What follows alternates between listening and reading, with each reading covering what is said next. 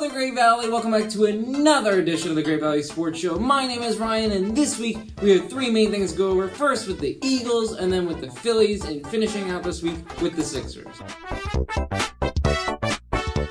Before we have that to go over, first we have to look at the local news, and congratulations to the baseball team for winning 18-2 against Academy Park. I didn't know you could really score that many runs, that's quite a few. And congratulations to Ryan Barrow for also pitching and picking up the win. And now it's time to get on over to the professional side of the sports, starting things off with the Eagles, who had their draft last week, and well, they didn't blow it. No offense, Howie. Well, actually, a lot of offense, because you've had a pretty bad history with drafting. But this year may be different, as in the first round, the Eagles traded with their arch nemesis, the Cowboys, in order to screw their other arch nemesis over, the Giants. It was great, and we got to pick up Devonta Smith. Now, if you don't know who he is, he just so happened to win the Heisman Trophy, which is a pretty big deal, and while he may not have the greatest stature, he has played in some really tough competitive football. As for the rest of the draft, some people say we could have picked a lot better, other people say that we picked really well. One thing is certain, though, is that it could have gone worse. And with that, we move on over to the Phillies, who have been a team that has gone from bad to worse. Why do I say that? Well, the Phillies bullpen is back in business, blowing leads just like they did last year, and Joseph Girardi isn't doing a whole lot about it. If you weren't into the loop of things, then Sunday's game gives a pretty good explanation as to what I was talking about,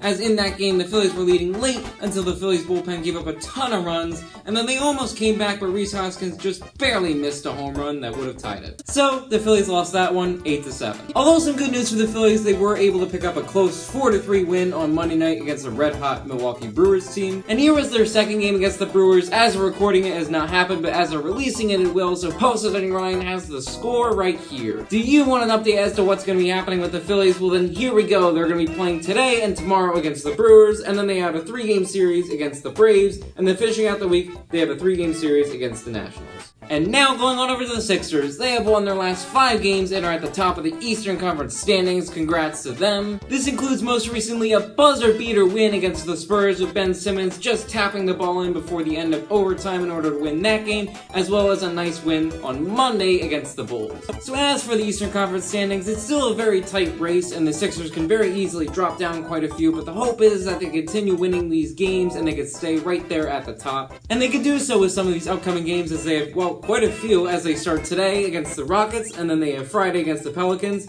Saturday is against the Pistons, and then finishing out the week, Tuesday is at the Pacers. And finally, why is there no Flyers coverage this week? Well, I'd rather just lump this week and next week together, because while the Flyers are not only not playing well, but they're also out of the playoffs, so they don't really have a whole lot they're playing for. And, well, that's where we're going to end this edition of the Great Valley Sports Show. Thank you so much for watching. Make sure to tune in next Wednesday where we're going over the Phillies, the Sixers, as well as the Flyers. But until next time, I've been Ryan, and goodbye.